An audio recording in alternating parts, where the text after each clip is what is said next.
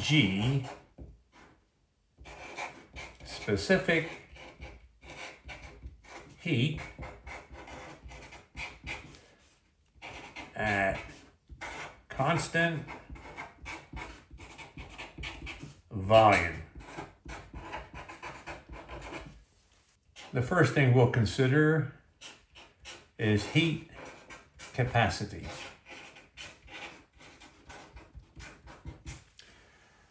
Now, this chapter, since we're considering constant volume, I'm going to have a container for my gas, and it's going to be a cube.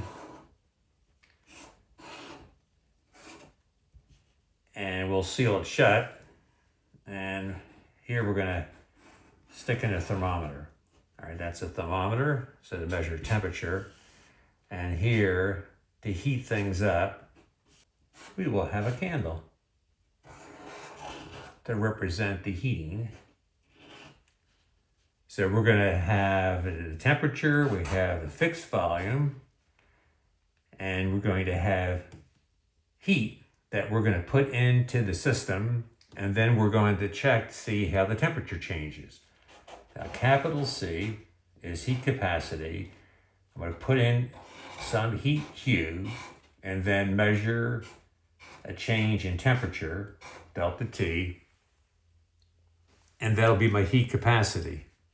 Now, to allow for the heat capacity to be different at different temperatures, we're going to have the heat capacity as a function of temperature in general. And because I want to make a measurement at a specific temperature, I don't want to have the temperature change too much. I don't want to put a lot of heat in and change the temperature a lot. So I'm going to remind myself of that by saying the limit as delta temperature goes to 0 of the heat going in divided by delta T. Now, if you put in some heat and the change in temperature is very, very small, then you divide by a small number and you get a large number. And we say the heat capacity is great or large. If you put in some heat and the temperature goes nuts, it goes really high, then you divide by a large number, delta T is large, and you have a heat capacity that's less or small. So for the heat capacity to be large, you have to be able to absorb heat without changing your temperature that much. Take an analogy with eating hot peppers, and let delta T refer to some like change in your behavior, or you're getting, say, affected by the pepper. So if you, let's say, eat a pepper and your change is not that great, like no big deal, then this delta in behavior is small, and you divide a small number into something, you get a big number. So you have a high tolerance for eating hot peppers. But suppose you take that pepper and then delta T, which represents your behavior, you go nuts and it changes a lot. You start freaking out. Then delta T, that behavioral change, is large, and then you divide by a large number, you get a small value. And we say your tolerance for eating hot peppers is very, very low. You do not have tolerance for eating hot peppers. So that's an analogy. Now, you might consider that we then have an infinitesimal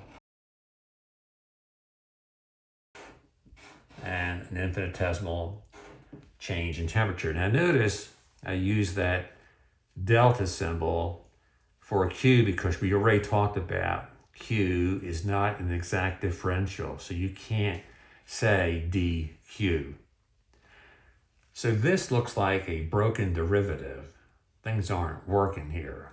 We want to be able to fix that. It'd be nice to be able to take a derivative, and you can't the way it's set up here. But remember our first law of thermodynamics, the change in energy of the gas is equal to the heat that goes in minus the work done by expansion. Now, we're not going to be considering volume change in this chapter, but I like to at least make the definition and set it up allowing for that, because in the next chapter, I'm going to be interested in a parcel of air that's going to expand, and the pressure is going to be constant. We'll want constant pressure. That'll be more relevant for parcels in the atmosphere. So here, we'll keep things in general, and your work, remember, it can be written as pressure times a change in volume. So for now, we leave the change in volume, the general form. So then we can look at Q here as equal to delta U plus W. And the W is P delta V. See, now when you come over here with this Q, you see you have all these deltas. The energy is an exact differential. It's a state variable. The volume's a state variable, exact differential. We can define volume and we can define energy everywhere. But let me point out that something important here. When you do these processes, we always assume they're done very, very slowly. So when you heat the gas, there's a temperature that goes up very, very gently and defined everywhere. Now, this won't happen in real life, because if you heat the gas, it'll get hotter down here. And it'll take a while for the temperature to become the same everywhere. So if you heat this and take the candle away, you're going to have the temperature take a little while to become uniform. We're assuming that each step of the way, the temperature is uniform, and that you can have well-defined temperature, pressure, and volume at all stages. We can call this process reversible, because if you make these very infinitesimal changes, we can reverse them and go backwards. We heat this up very slowly. We can let it cool very slowly. Now, real life doesn't work that way, but for our calculations and derivatives, we assume this ideal approach, and then we apply it to nature and see how things go. And it's a very powerful way to go with the thermodynamics doing this. So let's go ahead, and for the Q here, we're going to put in, say this is the delta T goes to 0, and for the Q, we'll have delta U plus P delta V. And we can write this as the limit as the change in temperature goes to 0 of delta U over delta T plus the limit as delta T goes to 0 of P times delta V over delta T. So this will translate to du dt plus P dV dt. So think of just using the first law of thermodynamics, so we can arrange the delta over a delta over a delta, and then when we take that limit, we have a good derivative. So here is the heat capacity as a derivative of the energy with respect to temperature plus P dV dt. And this equation I will use in the next chapter when we consider the process of a constant pressure and the heat capacity. But for our class today, we're going to have the delta V being 0. So that means for constant volume, and to remind ourselves that's constant volume, I put a little subscript here, a lowercase v, and that is going to become du dt, because the dV dt will be 0 at the constant volume. Now you might say here we should remind ourselves that we're taking this derivative at constant volume, but I don't need to do that because the ideal gas energy equation doesn't depend on the volume. If you recall in our earlier course, we show that the energy is related to the kinetic energy in the gas. So in other words, we did this calculation: 1/2 the mass of the gas particle times the velocity squared, the average of the velocity squared. That is equal to 3/2 the Boltzmann constant K times T. So then we said that we can write the energy of the gas as n number of particles times this. So that would be 3/2 n times the kT. So 3/2 n kT, like that. And in another class, we also noticed that chemists like to think in terms of moles. And if you pick moles instead of number of particles, then you have a different gas constant, not the Boltzmann constant, but R, which is the ideal gas constant for chemistry, which you use a star because we reserve R for something different in atmospheric science. This does not depend on the volume, so we can take that derivative without any trouble. So it's nice to remember that this Nk is equal to n number of moles times R star. Now I would like to look at what we call specific heat capacity. Now for the specific heat capacity, we want to have things fair with two substances, and that's what the specific heat capacity is going to do. For example, if you have a little bit of one type of substance, but you have a lot of the other, well, the one you have a lot of is going to obviously be able to handle the heat, absorption more easily. So we want to divide by the mass to make things fair. So that's a lowercase c. In general, you take the heat capacity and divide by the mass.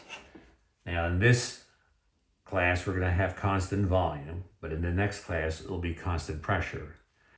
So if we do that, let's first note that this big C sub V, let's go ahead and take the derivative. I will have 3/2 Nk, but that will also be equal to 3/2 number of moles ideal gas constant. So we're going to divide one of these, they're equivalent forms. I'm going to use the form on the far right, 3/2 n divided by the mass, that's the number of moles, R star.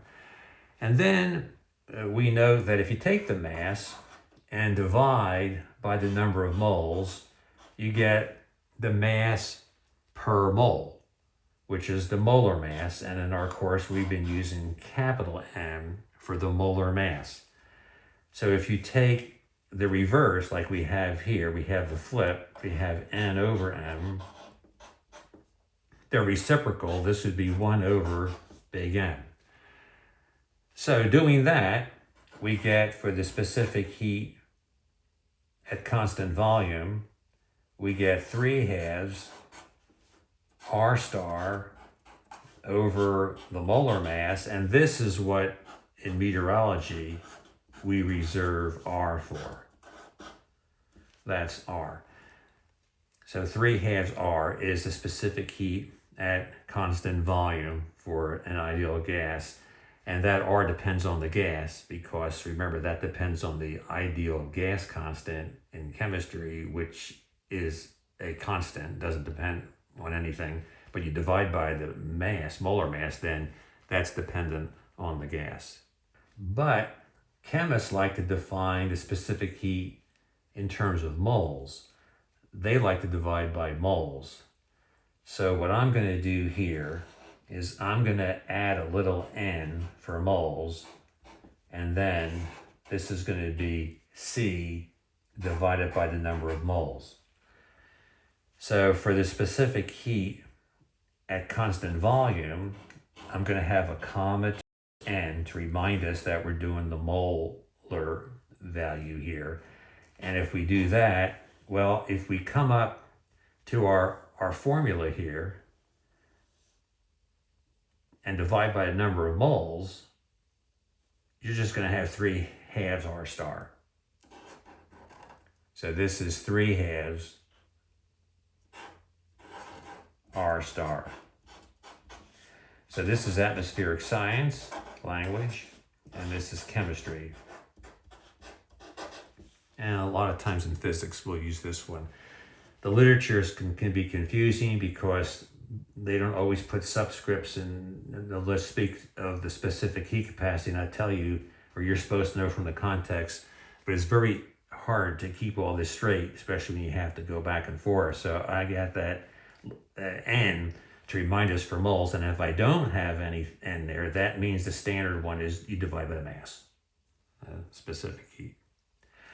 So if we look at the division, let's go ahead and do that, C sub V. And let's go ahead and look at our capital C divided by the mass.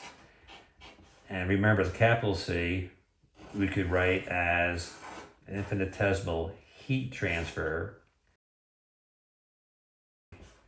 And we divide by the mass. Our convention is to use the lowercase letters. So we can write this as a lowercase an infinitesimal heat transfer per unit mass. That's what this is. So these are both infinitesimal heat transfers, but this one over here is per unit mass. And we remember that the C sub V, the big C, is the derivative of the energy with respect to the temperature. So if we divide by the mass there, we're going to get little u dt. Now, I like to emphasize this equation since it's an important one, and we're going to call this equation 15.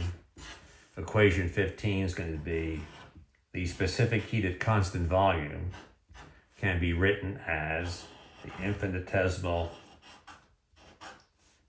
transfer of the heat dt, and that's going to be equal to d little u dt for the temperature. So that's our equation 15 in our course. We have about 30 equations we need to review for our course before we tackle calculating the adiabatic lapse rate in the most general case in atmospheric science. Now I like to have these equations down here just next to this to just emphasize that it's also 3/2 R,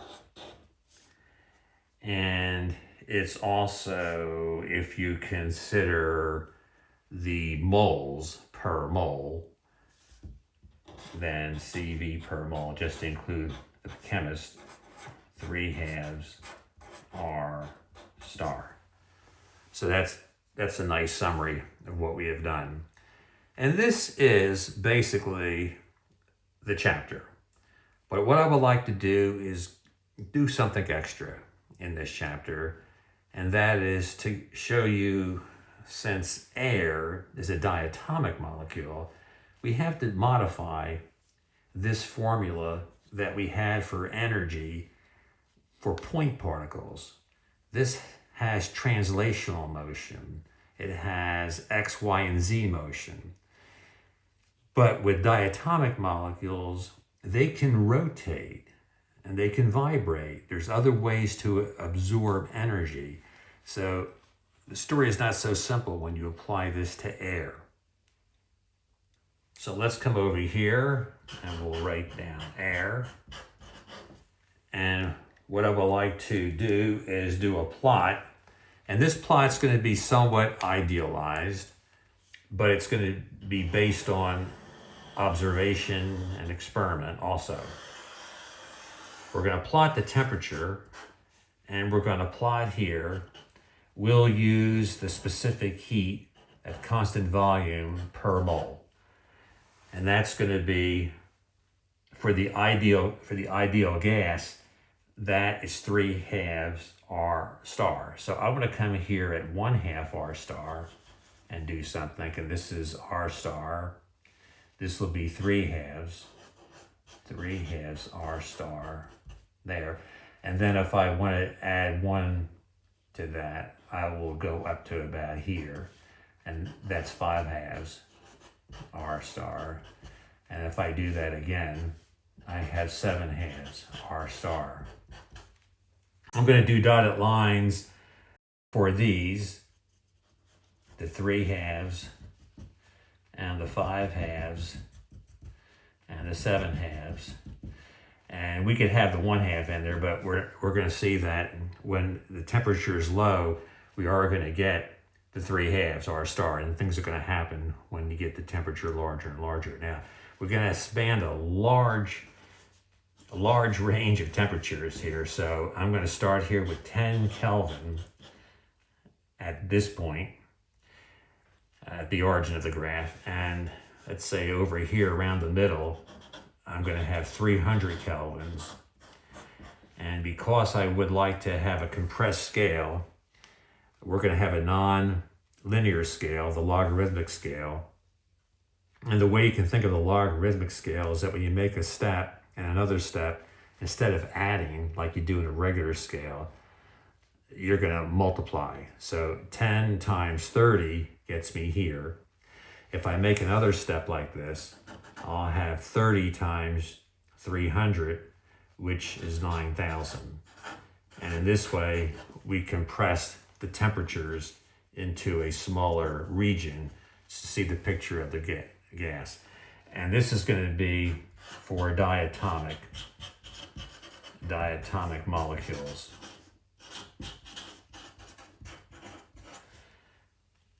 You can think of air as mostly nitrogen, 78%, and 21% oxygen. 78 and 21 is like 99%, so this is relevant for air. Now with the temperature here in Kelvin, you might note that when you write K for Kelvin, it's uppercase, and then if you actually spell it out, you would spell that with lowercase, 300 kelvins, for example. Now this is roughly room temperature. And here I like to look at the 3 standard temperatures used in thermodynamics. You have a Kelvin, and you have Celsius, degrees Celsius, and you have degrees Fahrenheit. Notice that you don't say degrees for Kelvin, you just say kelvins. And I came up with a little simple way to relate Celsius and Fahrenheit. I remember that 0 degrees Celsius is freezing, which is 32 degrees Fahrenheit. And then if you add 10 degrees Celsius, well, there is a general formula that you can write down that says the temperature in Fahrenheit, you take 9/5 of the temperature in Celsius and you add 32. That's the formula. But I have a neat little way to think about this that helps me relate to both of these. If you take the delta, temperature in Fahrenheit, then you have 9/5 times the delta T in Celsius, and since 32 is a constant, there is no delta there. So what I like to do is think, if this is 10, what happens to the Fahrenheit? Well, the Fahrenheit, 5 into 10 is 2, and then you double it. So this is going to be 18. So if you add 18 to 32, you get 50 degrees Fahrenheit, and that's 10 Celsius. And then if you add 10 again, you add another 18, and you get 68. Now, if you want the Kelvin, what you do is you add 273. When you round off, it's 273. I think it's like 0.15, but 273. You add that to the Celsius. So this is then 283. All right. And so this is the Kelvin column. And this would be then, well, see, if you add 10, just add 10 again. So this is 293.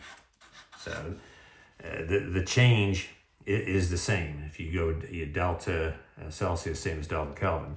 And then if you go here one more, say this is 303, I'll go 2 more, and 313. Then this is 30 degrees Celsius. Add 18 to here, you get 86.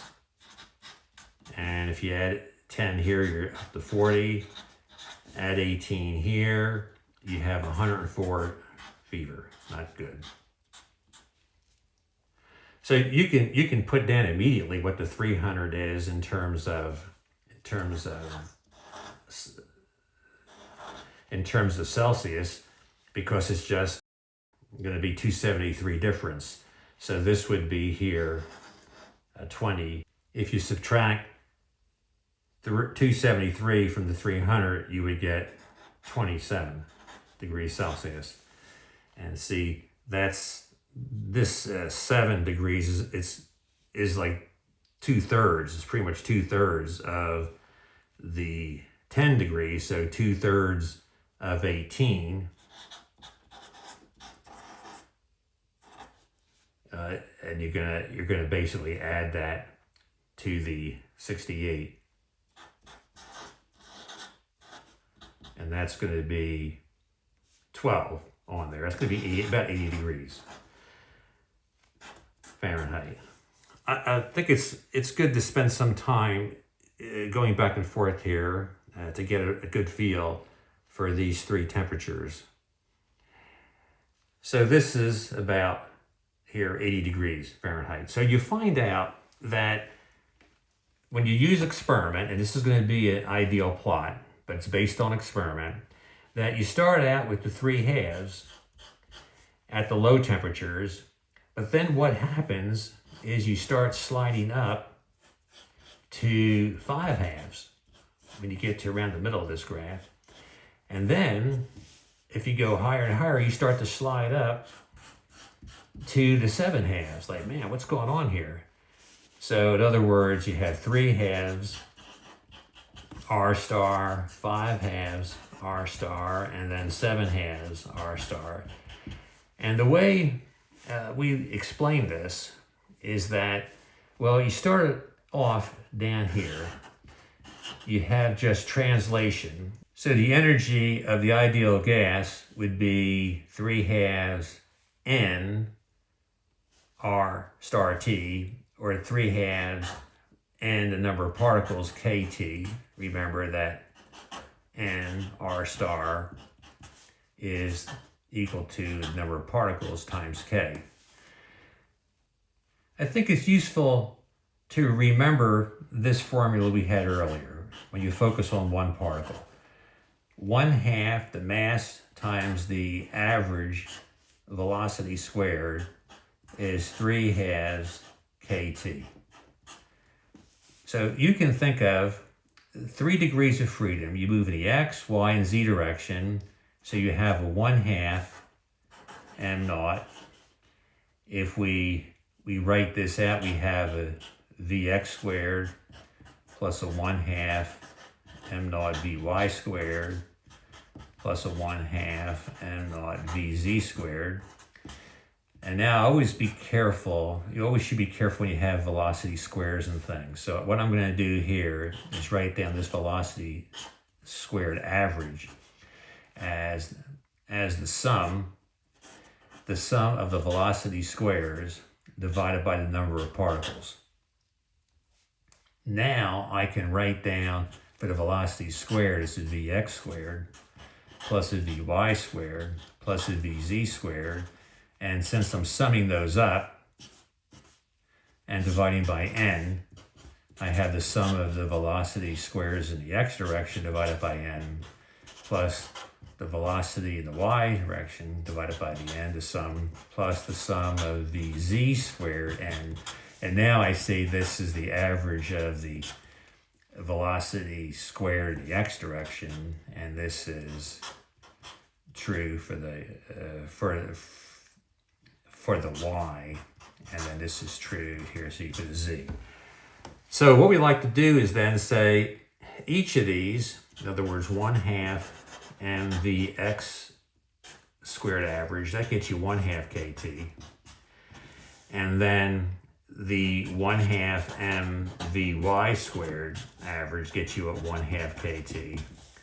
And then a 1/2 vz squared average is a 1/2 kt. Then, as you get to this higher temperature, rotation is kicking in. So these molecules here can rotate. It's going to rotate about this axis. This can rotate about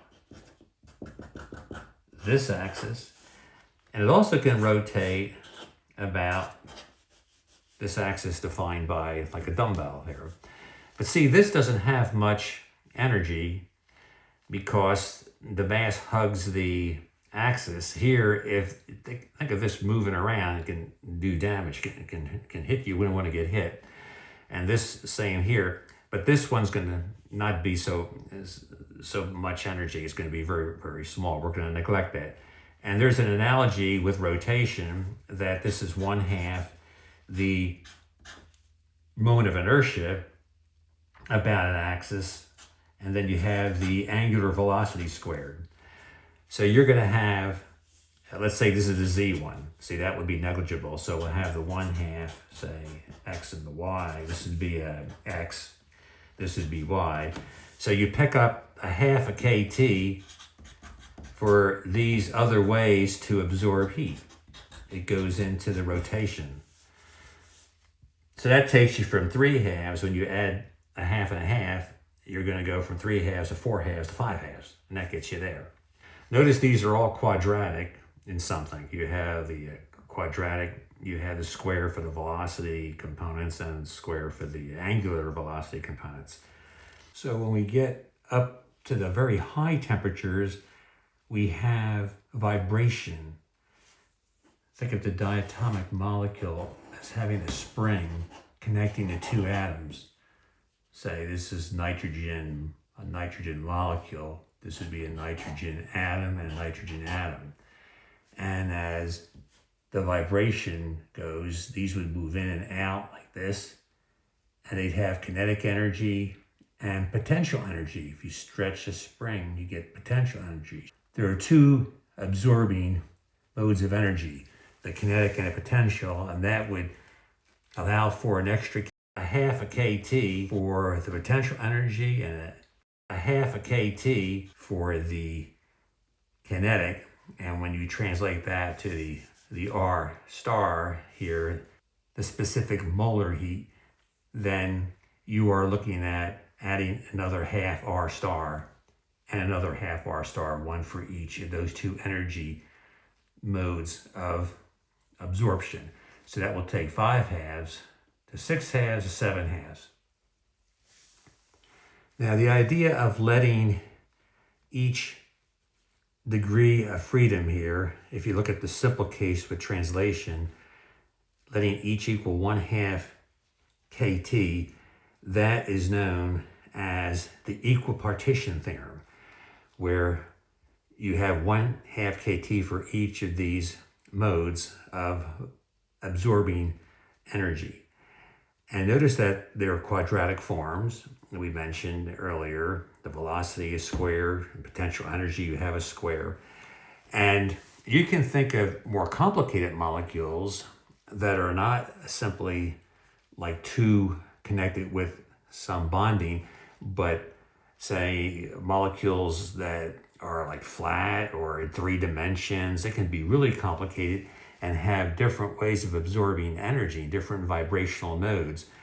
So you can think of this formula here, where we replace the 3, these 3, we replace them by F, where F stands for the number of degrees of freedom. That means ways to absorb energy. And here with translation, we have 3, and then when we add the rotation in, we're up to 5. And then with the vibration, we're up to 7. So whatever the number of degrees of freedom are, you simply replace the 3 with the F. And then when you take your derivative, say, remember that the energy, we're replacing the 3 here. The 3 becomes an F for the number of degrees of freedom. This 3 becomes F. So then when you take your derivative, instead of having this 3 and 3, you have F and F. And that's a more general formula that you can think of. So I know that's a little bit off to the side from what we were originally focusing on, but I think it's good to see this, as air is very important in atmospheric sciences. And this helps give us a good feel for the specific heat at constant volume. And in this case, it's the molar specific heat. When we get to our next chapter, we'll look at the specific heat at constant pressure.